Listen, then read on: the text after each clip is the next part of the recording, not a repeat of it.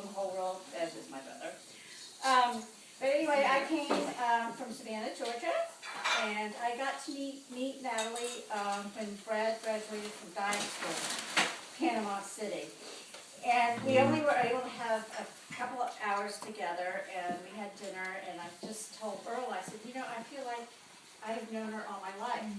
I mean, we didn't know each other, but just the way the whole conversation went, it was just wonderful. And so and Brad had already, I can remember when he graduated from medic school, down at Pendleton, my husband Jimmy and I were here, and it was late at night, we were on the sofa, and one of Brad's buddies was here, and Uncle Jimmy and I were watching TV, and Brad goes, you know that girl Natalie in Chicago? I said, yeah, I remember that one. So I think I'm going to go up to San Francisco. I said, oh really? He goes, yeah. Let's see if she'll go camping with me. I said, you're going to go ask her to go camping? He goes, yeah. And if she can hang?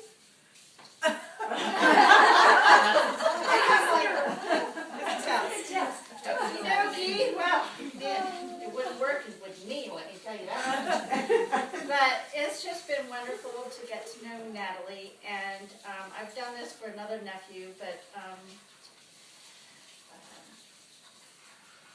my mother has some really beautiful jewelry, and I only have one daughter.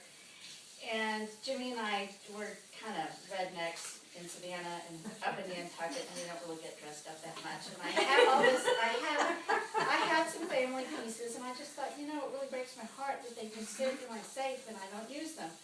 So I sent a couple of pieces to Bredders, and I said, since Brad's the oldest one, let him choose. And the one who doesn't choose, if Morgie would like to use it, that would really mean a lot to me. So Bradley picked a piece that belonged to my mother's mother, and her name was Geggie. And Geggie was an absolutely, they lived in New York. My grandfather was a surgeon at NYC, University Hospital. She loved going to 21 and the Sport Club, and she smoked, and she was like a size 2 or size 4, but she was the most elegant woman in the world and had this absolutely incredible sense of humor. And that's just another story. But Bradley picked Geggie's piece, and the diamonds from Natalie's ring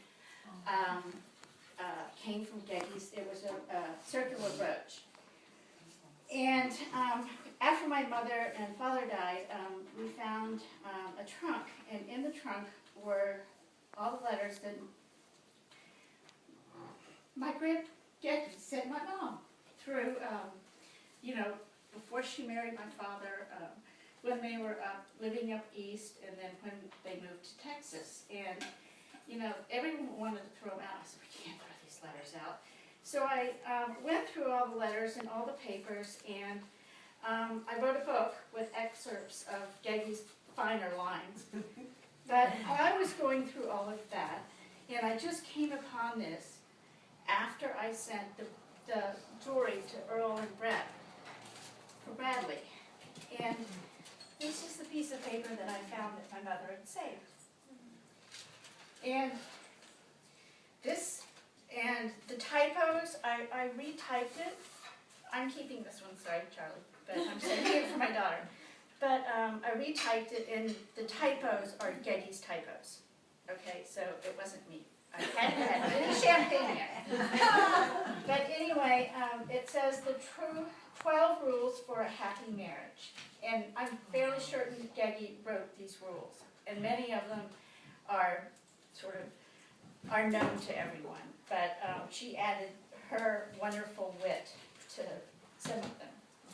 Number 1, never both be angry at once. Number 2, never yell at each other unless the house is on fire. How she knew that, I don't know. 3, yield to the wishes of the other as an exercise in self-discipline if you can't think of a better reason. Number 4, if you have a choice between making yourself or your mate look good, choose your mate. Number 5, if you feel you must criticize, do so lovingly. Number 6, never bring up a mistake of the past. And that is a very, very important one. I'm learning that. Number 7. Number 7, neglect the whole world rather than each other. Number 8, never let the day end without saying at least one complimentary thing to your life's partner. Number 9, never meet without an affectionate welcome. Number 10, never go to bed mad. Number 11, when you make a mistake, talk it out and ask for forgiveness. Number 12, remember, it takes 2 to make an argument. The one who is wrong is the one who will be doing most of the talking.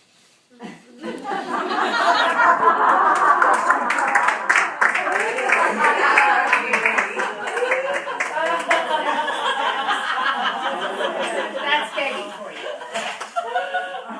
Okay. Now, I didn't want to put this in my suitcase because I was scared the TSA people would think, whoo, fun. So I carried this sucker all the way here. Now, I did not wrap it because I was trying to be conscientious of the environment. I feel like that's really well. You're going to want to get the scissors. Does it have to stay upright or can I? No, you can do it any other which way. And I have cheesecloth around it, so hopefully it'll.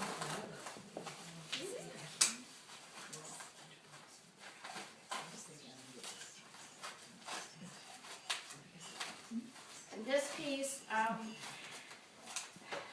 we had to move my father's office in Midland to a smaller office, and we had all the picture frames from my parents' house. You know, everybody, you want a picture frame? Great. And my sister took out the pictures out of the picture frame, so I think my aunt and uncle were in this, Aunt Audie and Uncle Lot. But nobody wanted, and I thought, y'all, come on. This would be crazy wrapping, but I didn't want it to get scratched, but I wanted it to stay light, so I didn't get it in my bag. It's just cheesecloth. Yeah. I don't mean to grandstand, but I came all the way, so.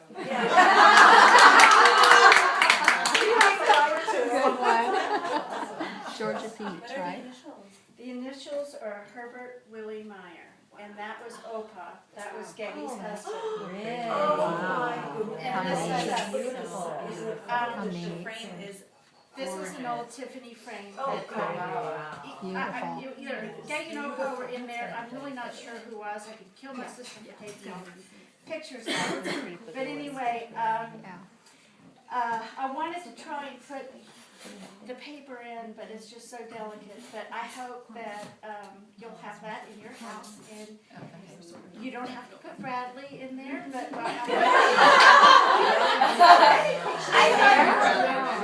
you and your wedding gowns look gorgeous in that. I think a picture of both of us. Wouldn't that be great?